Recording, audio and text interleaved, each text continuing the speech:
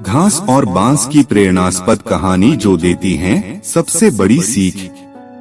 ये कहानी एक ऐसे व्यक्ति की है जो एक बिजनेसमैन था, लेकिन उसका बिजनेस डूब गया और वो पूरी तरह हताश हो गया। वह अपने जीवन से बुरी तरह थक चुका था। एक दिन परेशान होकर वो जंगल में गया और काफी देर वहाँ अकेला बैठा रहा। कुछ सोचकर भगवान से बोला, मैं हार चुका हूँ, मुझे कोई एक वजह बताइए कि मैं क्यों ना हताश हूँ। मेरा सब कुछ खत्म हो चुका है। भगवान ने जवाब दिया, तुम जंगल में इस घास और बांस के पेड़ को देखो। जब मैंने घास और इस बांस के बीज को लगाया, मैंने दोनों की देखभाल की, बराबर पानी दिया, बराबर प्रकाश दिया।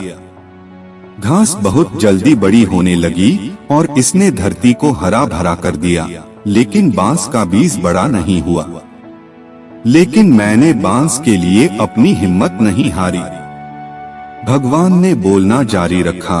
दूसरे साल घास और घनी हो गई, उस पर झाड़ियां आने लगी, लेकिन बांस के बीज में कोई ग्रोथ नहीं हुई।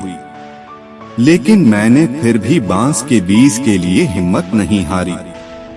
तीसरे साल भी बांस के बीज में कोई वृद्धि नहीं हुई, लेकिन मित्र मैंने फिर भी हिम्मत नहीं हारी। चौथे साल भी कोई ग्रोथ नहीं हुई, लेकिन मैं लगा रहा। भगवान ने आगे कहा, 5 साल बाद उस बांस के बीज से एक छोटा सा पौधा अंकुरित हुआ। घास की तुलना में यह बहुत छोटा और कमजोर था, लेकिन केवल 6 महीने बाद यह छोटा सा पौधा कई फीट लंबा हो गया। मैंने बांस की जड़ को इतना बड़ा करने के लिए 5 साल का समय लगाया। इन 5 सालों में इसकी जड़ इतनी मजबूत हो गई कि कई फीट ऊंचे बांस को भी संभाल सके। सबक, जब भी तुम्हें जीवन में संघर्ष करना पड़े तो समझिए कि आपकी जड़ मजबूत हो रही है।